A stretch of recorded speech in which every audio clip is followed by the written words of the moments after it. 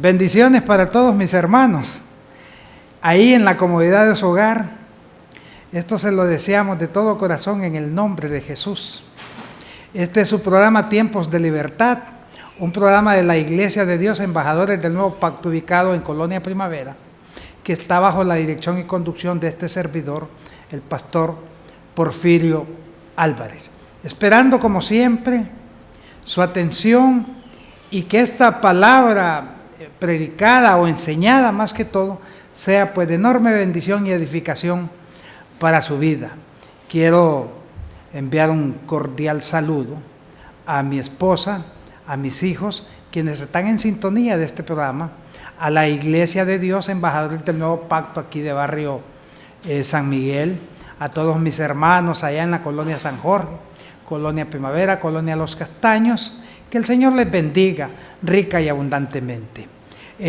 Damos gracias a Dios como siempre por este día, por las bendiciones de Dios que son nuevas cada mañana y que tenemos razones de mucha, pero de mucha sobra para darle la honra y la gloria a Dios.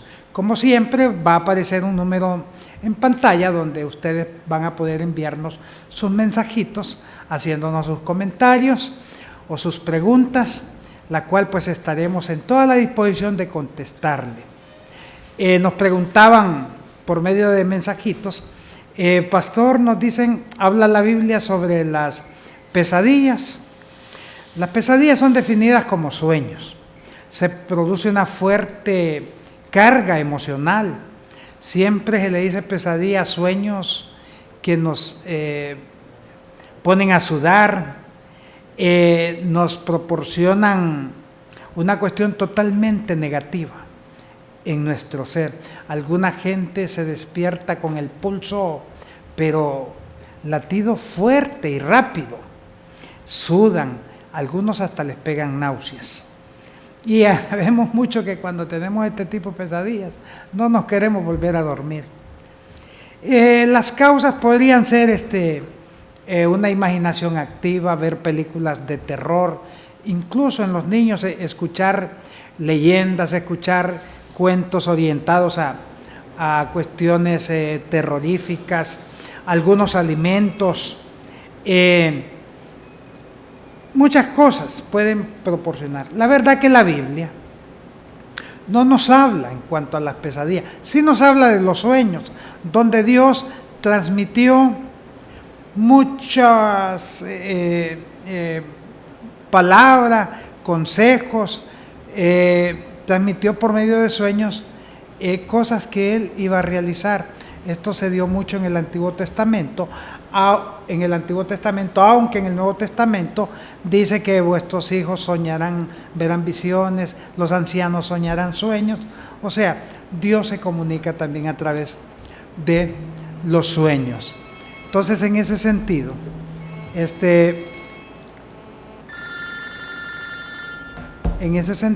mis amados, la Biblia nos habla de sueños, no de pesadillas. Nos escribían y nos preguntaban, ¿es bíblico el obispado? ¿Hay hoy obispos en las iglesias? En 1 de Timoteo, capítulo 3, versículo 1, dice que si alguno desea, aspira, en algunas versiones, en otras dice anhela, apetece obispado, buena cosa desea. ¿Pero qué es obispado? El obispado es el oficio de anciano, de pastor en la iglesia, pero también es tomado como supervisor, que es lo que más funciona en estos tiempos. Claro que es bíblico el obispado y hay congregaciones, hay denominaciones en nuestro país que hay personas ejerciendo este ministerio del obispado. En Honduras el más famoso creo que es el obispo René Peñalba. Él siempre se identifica en sus programas de televisión que él tiene como el obispo René Peñalba. Entonces sí hay el ejercicio de este ministerio en la iglesia. Claro, en la iglesia evangélica es menos el uso, porque esto quien lo usa frecuentemente y a través de la historia ha sido la Iglesia Católica. Ellos sectorizan un país, por ejemplo, y ya nombran un obispo o tienen un obispo por país. La Iglesia Episcopal también usa eso, porque la palabra obispo viene de episcopos, que necesita algo, que significa algo así como supervisor. Entonces sí, es bíblico el obispado y sí hay denominaciones cristianas evangélicas que están haciendo uso de este ministerio. Escríbanos, no nos llame, escríbanos, para que podamos nosotros interactuar con ustedes con sus preguntas escritas y nosotros con la respuesta. Este es el día que hizo el Señor, día de alegría, día de gozo. Así que alabamos y magnificamos el nombre de Dios. ¿Qué sucede con la iglesia después del milenio? Voy a darle una cronología de los datos o de las cosas que van a suceder ya en los últimos tiempos, que entendemos que ya estamos en los últimos tiempos, pero este es conforme a mi creencia de fe, porque yo soy de los que cree que la iglesia va a ser arrebatada antes de la gran tribulación. Yo soy, como dicen algunos, premileniarista, dispensacional, porque yo sí creo en las dispensaciones. Y como punto de partida, lo que estamos esperando en la iglesia es el arrebatamiento o rapto. Luego, después del arrebatamiento de la iglesia viene lo que es el periodo de la gran tribulación, un periodo de 7 años, donde la ira de Dios se va a manifestar contra todos aquellos que desobedecieron las ordenanzas de Dios, el mandato de Dios, y se dieron a la tarea de adorar a la bestia. Cuando la gran tribulación se esté desarrollando en este planeta, en el cielo, se van a estar desarrollando los eventos que la Biblia dice que son el tribunal de Cristo, las bodas del Cordero, las bodas de la iglesia con su amado y lo que es las cenas de boda. Aunque algunos dicen de que la cena de bodas no se va a dar en el cielo, sino que se va a venir a realizar aquí a principios del milenio. Luego, después de estos 7 años, o inmediatamente, o finalizando los 7 años, viene lo que es la gran batalla de Armagedón. Con eso termina la gran tribulación. La gran batalla de Armagedón, donde dice la Biblia que se va a realizar ahí en el Valle de Megiddo, donde Satanás va a reunir los ejércitos de la tierra para luchar y destruir al pueblo de Israel.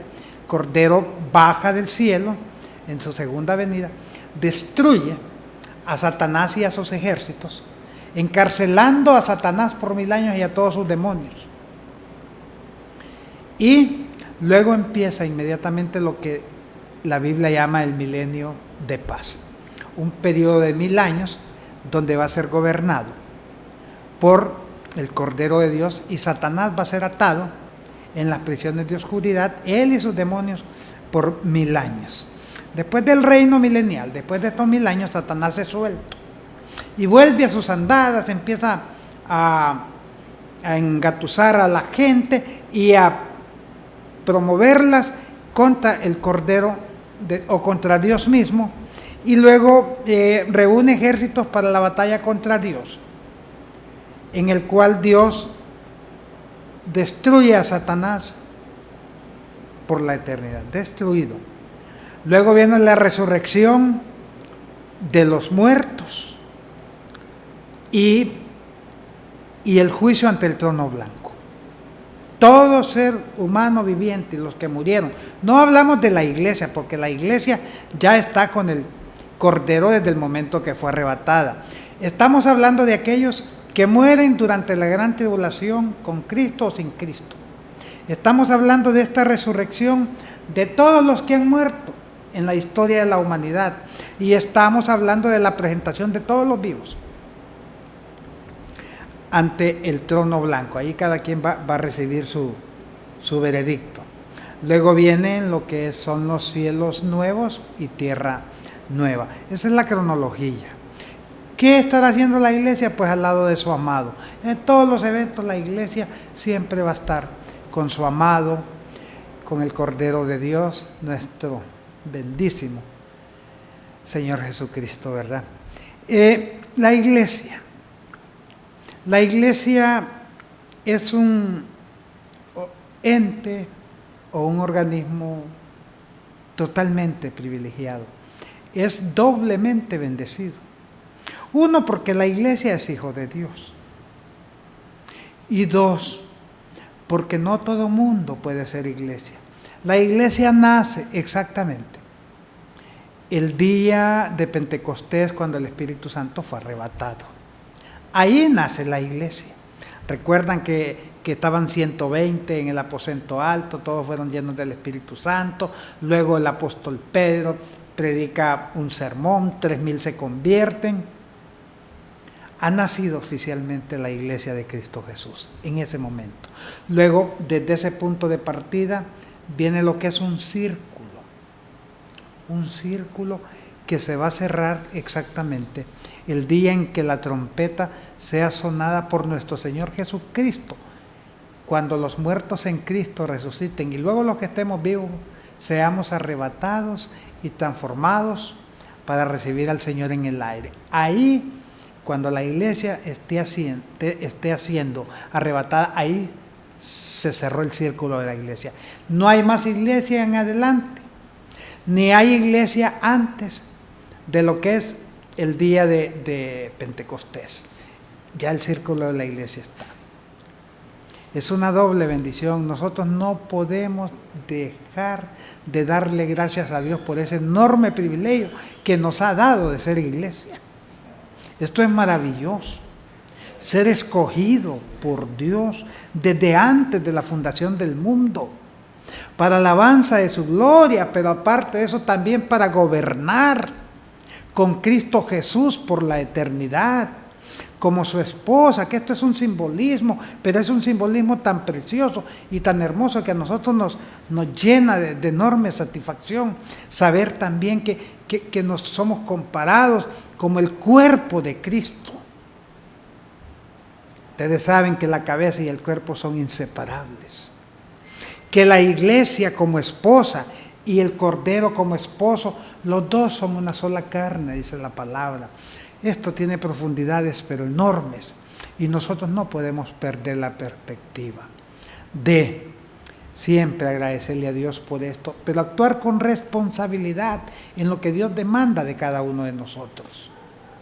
Aquí no podemos andar nosotros jugando a que si queremos o no queremos. Tenemos que tener definido nosotros cuál es nuestra posición en Cristo Jesús y qué es la voluntad de Dios para nosotros. Hay mandatos específicos, hay mandamientos que Dios o que Cristo Jesús o que el Espíritu Santo por medio de los apóstoles, por medio de los profetas de Dios, dejó designado para la vida de la iglesia. Entonces, hay que tomar estas cuestiones con seriedad y con mucha responsabilidad, porque estamos nosotros llamados a gobernar no solo este mundo, sino todo el universo con Cristo Jesús. Vamos a tener la responsabilidad de juzgar incluso a los ángeles. Esto no lo digo yo, esto está en la palabra. Y si está en la palabra, yo lo creo, porque la palabra de Dios es inequívoca, es invariable, y los cielos y la tierra pasarán, pero la palabra de Dios nunca pasará. Esa es la cronología, mis amados, que tenemos en cuanto a los acontecimientos de los últimos tiempos. Llámenos. Ahí está, miren, 9563-2347. Quiero enviar un saludo a mis hermanos en la carne y en Cristo. A mi hermana Albita, que sé que siempre está en sintonía de este programa Tiempos de Libertad. A mi hermana Tita, a mi hermana Lichita, a mi hermana Juanita. Que Dios me las continúe bendiciendo y decirles de que también nos manden sus mensajitos, que si tienen dudas, que si tienen alguna pregunta, pues que la hagan, porque eso me bendice, eso bendice mi vida. Y yo me siento que estoy siendo un instrumento útil en las manos de Dios, porque estoy aquí para darle a usted un consejo de la palabra de Dios. ¿Deben los cristianos obedecer el Antiguo Testamento? Qué bonito. Hay un enorme debate y se pregunta cada rato, ¿estamos nosotros bajo la ley? ¿O estamos obligados a cumplir la ley? Pues el fin de todo discurso es lo que dijo nuestro Señor Jesucristo. Amarás al Señor tu Dios con toda tu mente, con todo tu corazón y con todo tu ser, sobre todas las cosas. Y amarás a tu prójimo como a ti mismo. Haciendo esto, dijo nuestro Señor, la ley está cumplida. Si agarramos punto por punto de lo que es la ley mosaica, porque se refiere a la ley mosaica, que no son 10 mandamientos como muchos creen, son 613 leyes, entre leyes, estatutos, mandamientos, 613, y todas esas leyes son de estricto cumplimiento. El que fallaba en un mandamiento, en un puntito de la ley, se hacía cargo de toda la ley. Entonces era imposible para los hombres obtener salvación y vida eterna por medio del cumplimiento de la ley. Vino Cristo, pero Cristo no viene a el hecho meramente de venir a cumplir la ley. Cristo es el cumplimiento de la ley. La ley llega a su fin, que es Cristo Jesús. La ley nos conduce a Cristo Jesús. Todo lo que en la ley estaba escrito fue también por causa de nuestro Señor Jesucristo. Él viene y cumple con todo lo establecido. Y para nosotros, como es imposible cumplir la ley, el cumplimiento de la ley es Cristo Jesús, y Cristo nos dice amén, amén y amén. Entonces, ¿qué nos toca a nosotros? Amar, amar y amar. Me despreocupo de lo que es la ley, porque al amar estoy cumpliendo la ley. Y si yo fallo, Cristo no falla. Y Cristo es mi Señor, Cristo es mi amparo, Cristo es todo para mí, es mi abogado defensor, es quien murió por mis pecados. ¿Y qué problema tengo yo? Ninguno. Entonces, el cumplimiento de la ley es el amor. Cuando usted ama, ama y ama, se despreocupa de todo, porque a nadie le desea mal, a nadie le anda haciendo daños, usted no anda fornicando, no anda adulterando, porque está amando, y cuando se ama, solo buenas cosas se hacen para los demás.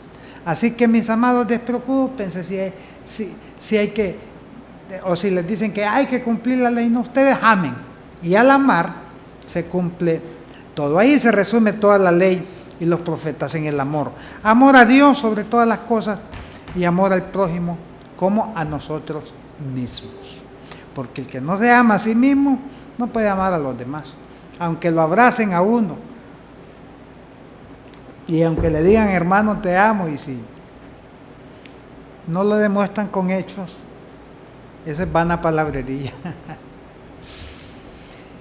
Hermano pastor, ¿es el SIDA un juicio de Dios? Yo recuerdo a principios de los años 80, eso fue escandaloso en este país y en naciones como en Estados Unidos. Cuando nos empezamos a dar cuenta de lo que era esta enfermedad, sentíamos hasta como repudio por la gente que era contaminada por este virus del SIDA. En Estados Unidos los hacían a un lado, e incluso los que se encargaban de enterrar a los muertos o de cremarlos, no querían tener contacto con gente que había muerto por esta enfermedad, porque habían sobredimensionado esta enfermedad y se creía que se transmitía hasta por medio del aire.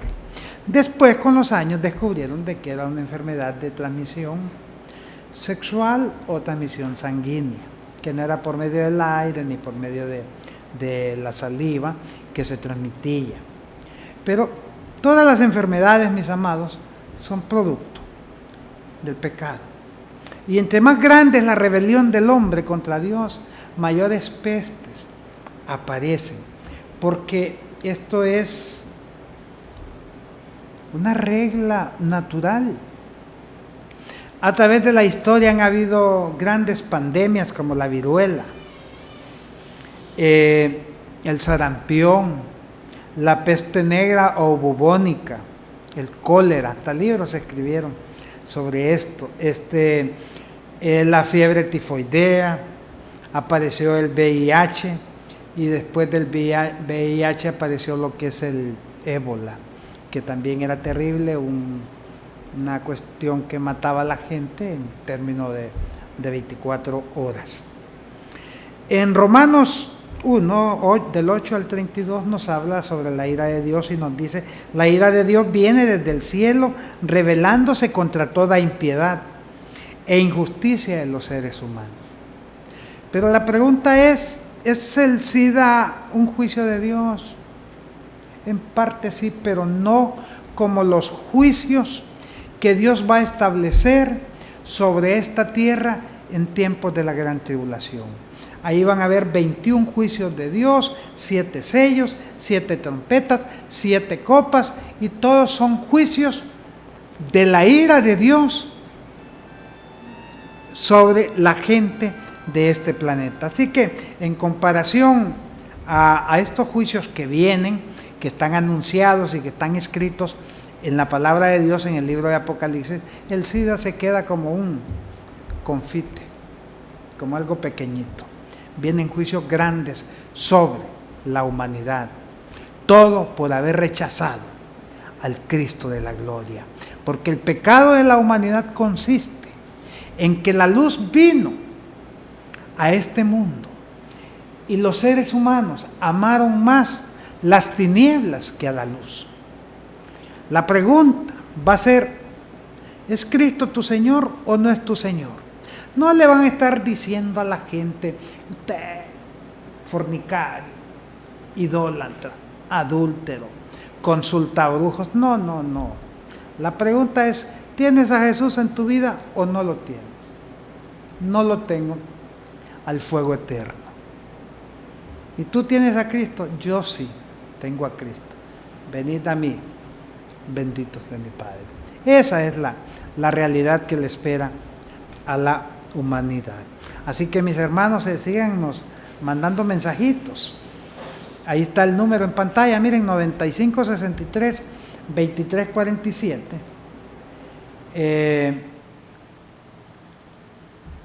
Para que podamos interactuar en el programa. Quiero enviar un saludo a mis hermanos de la Iglesia de Dios Santa Sion en Houston, Estados Unidos. Allá nos ven, allá sintonizan este programa Tiempos de Libertad. Así que bendigo a la Iglesia de Dios Santa Sion en Houston, a todos la congregación y a nuestro amado hermano pastor Héctor Antonio González, a quien a la distancia pues le enviamos un fuerte abrazo, deseando que Dios lo siga manteniendo firme en este ministerio y siendo una gran bendición, no solo para la iglesia, sino para toda la humanidad, porque él tiene un ministerio internacional donde hacen campañas todos los años en diferentes partes del mundo. Este año van a estar aquí en Progreso, en el mes de julio, 28, 29 y 30 de julio. Hay una gran campaña o cruzada evangelística donde el hermano Héctor Antonio González va a estar trayendo la palabra a todo aquel que no tiene a Cristo Jesús. Por eso hacemos un llamado a toda la iglesia de Dios para que se incorporen a esta campaña. Ahí no vamos a hablar de doctrina, ni vamos a hablar de otras cuestiones. Son mensajes totalmente evangelísticos. ¿Y en qué nos vamos a comprometer la iglesia? En que cada hermano que vaya a la cruzada lleve por lo menos un amigo. Si habemos ahí 11,000 creyentes, que hayan 11,000 amigos. Aunque lo ideal sería que hayan más amigos menos creyentes, pero entendemos que el amigo no va a llegar solo, hay que llevarlo. Pero que esa es la labor y el trabajo que vamos a realizar como Iglesia de Cristo Jesús en este municipio de Progreso. Les pedimos a todos nuestros amados hermanos pastores que se involucren a esta cruzada, porque si de su iglesia vienen con un bus con 30 amigos, 30 hermanos, 30 amigos, y se convierten en unos 15 amigos de estos invitados, el hermano que lo trajo tiene el deber ineludible de llevarlo ahí donde él se congrega, que es a su iglesia, amado pastor, para que usted le dé seguimiento, instruya, disipule y que el convertido pueda crecer en el Señor. Así que, mis amados, esperamos que nos acompañen en esta cruzada del mes de...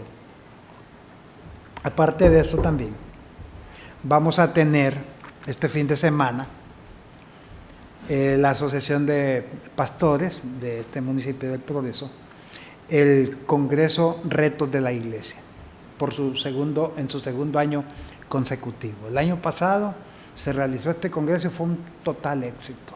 Mucha gente edificada, líderes de las iglesias salieron a aplicar lo que habían aprendido en estos congresos a sus iglesias y tuvieron enormes resultados. Hoy se va a hacer ahorita el sábado y domingo, 17 y 18, en la iglesia LIN, que pastorea nuestro hermano Víctor López, allá adelantito del Colegio San José. Ahí se va a llevar a cabo este congreso el sábado de 2 a 6 de la tarde, este sábado, y el domingo de 8 a 12 del día.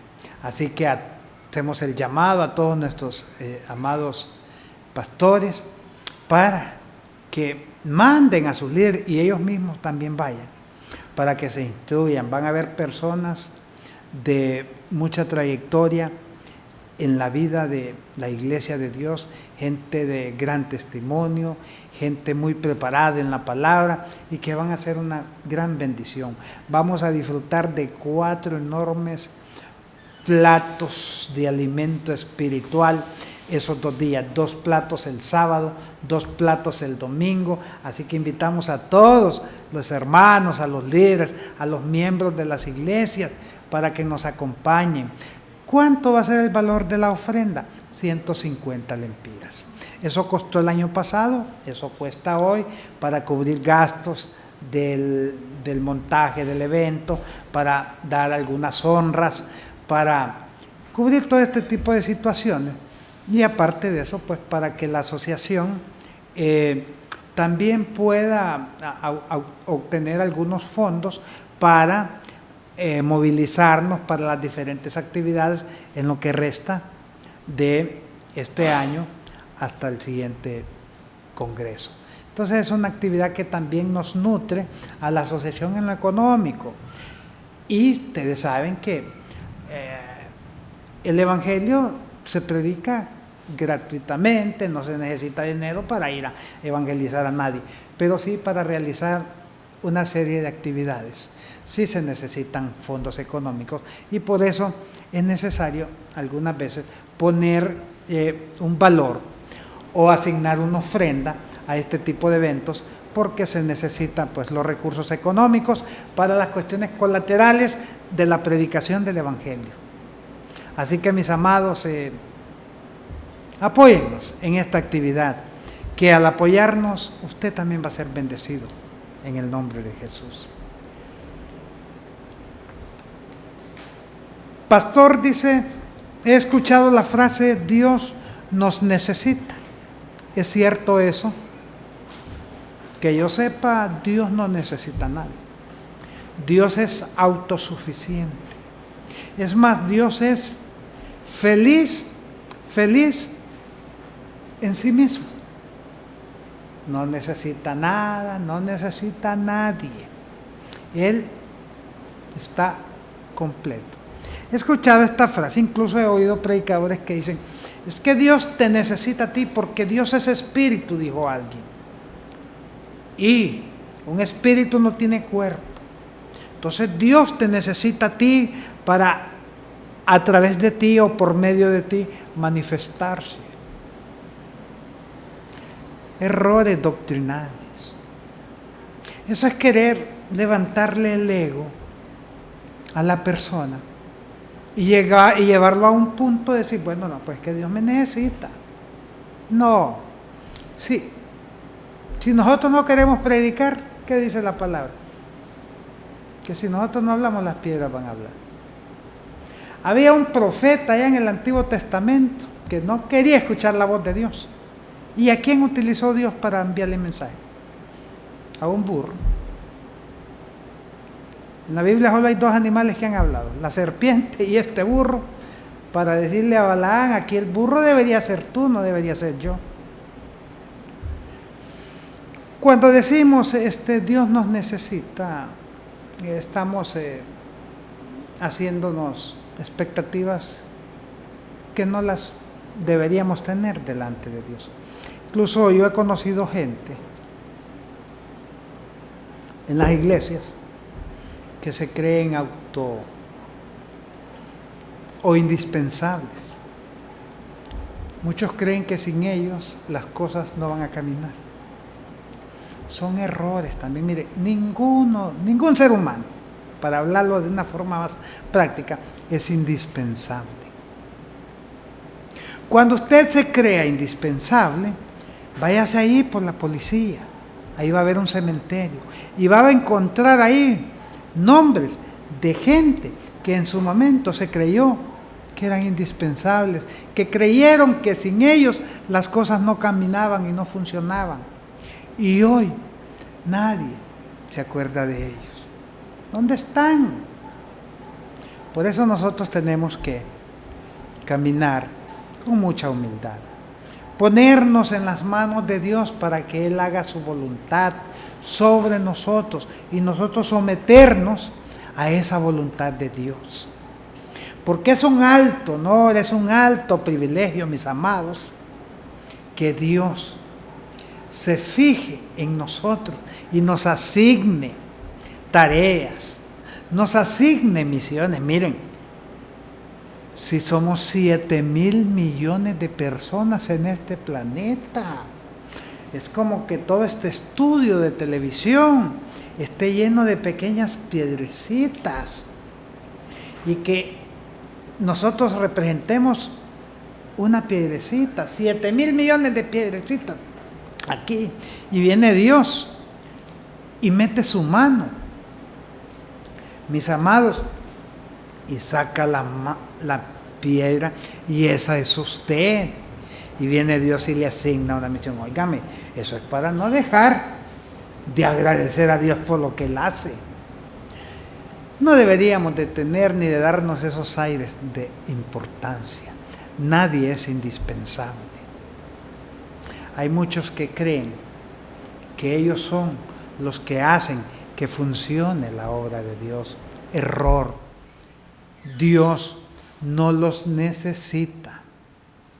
Si ellos se doblegan, si ellos se someten a la voluntad de Dios, Dios les va a asignar funciones. De lo contrario, Dios los va a hacer a un lado, ni Dios los va a tomar en cuenta, ni nadie más tampoco los va a tomar en cuenta. Así que hay que ser sumiso, hay que ser humilde, hay que respetar sobre todo los principios de Dios y sobre todo el principio de autoridad, porque Dios es un Dios de orden. Así que, mis amados, damos siempre gracias a Dios y vamos a una pausa ahorita. Vamos a poner el spot de lo que es la cruzada, mis amados. El progreso agrada a Dios. 28, 29 y 30 de julio. Así que a todos, mis amados, les invitamos para que se incorporen a esta cruzada, ¿verdad? Hermano, Somos líderes por tu sangre, libre soy, que somos líderes, somos líderes,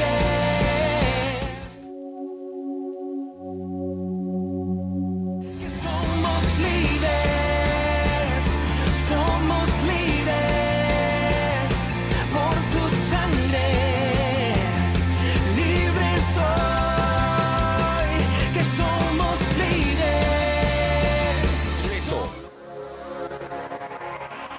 Prepárate. Gran Cruzada Evangelística, el progreso agrada a Dios. Este 28, 29 y 30 de julio, con el evangelista internacional, Dr. Héctor Antonio González. Una señora turca decía: señora, ¿qué opina usted? Y esta mujer señalaba al cielo y le echaba la culpa a Dios. Dios no es culpable de nada. El hombre es injusto. Dios hace justicia al oprimido, al pobre, al esclavo, al enfermo, al menesteroso. Cristo vino para dar libertad a los cautivos. Él lo dijo: porque el Espíritu del Señor está sobre mí, por cuanto me ha ungido. La gloria de Dios descenderá sobre este pueblo. Te invita la Asociación de Pastores del Progreso y el Ministerio Evangelístico Internacional Santa Sion. Gran Cruzada Evangelística, el progreso agrada a Dios. Somos líderes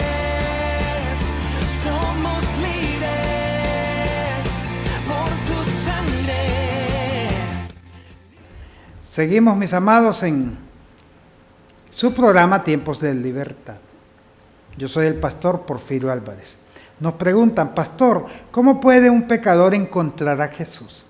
Yo he oído a mucha gente testificar cómo sucedió su encuentro con Cristo Jesús, cómo hallaron ellos a Jesús. Y eso es totalmente incierto, es un error, porque el perdido es uno, no es Jesús. No es uno quien encuentra a Jesús, es Jesús quien lo encuentra a uno. Jesús dejó las 99 y se fue a buscar una oveja. ¿Por qué? Porque andaba perdida. Entonces, nosotros no encontramos a Jesús. Él nos encontró a nosotros, porque estábamos predestinados desde antes de la fundación del mundo y andábamos perdiditos en nuestros delitos y pecados, y Cristo Jesús vino a buscarnos y nos halló. Pastor, nos preguntan: ¿hablar en lenguas evidencia la llenura del Espíritu Santo? El hablar en lenguas no es ninguna evidencia de la llenura del Espíritu Santo, pero controlar su lengua sí es una evidencia de la llenura del Espíritu Santo. Hay gente que puede hablar en lenguas, pero si después andan ocupando esa lengua para destruir, esa gente evidencia que no es llena del Espíritu Santo. Cuando la gente es comedida para emitir un criterio, esa gente sí da muestra de que está llena del Espíritu Santo y que tiene mucha sabiduría. También nos preguntan: ¿podemos orar al Espíritu Santo? Mire, no hay ningún indicio bíblico de una oración al Espíritu Santo. La forma correcta de orar es al Padre en el nombre de Jesús con la dirección del Espíritu Santo. En un programa anterior yo les decía que Dios está compuesto por el Padre, el Hijo y el Espíritu Santo. Y cuando oramos a Dios estamos orando a las tres personas, porque ellos son inseparables. Es una unidad perfecta. Solo el Padre y el Hijo no forman a Dios. Solo el Hijo y el Espíritu Santo no forman a Dios. Cuando están unidos los tres, así como los presenta la Biblia, esa es una unidad perfecta y ese es Dios. Entonces, cuando nos dirigimos a Dios, estamos también involucrando al Hijo y al Espíritu Santo. Así que no deberíamos de tratar de hacer oraciones por separado, porque no es la forma bíblica. Aparte de eso, tenemos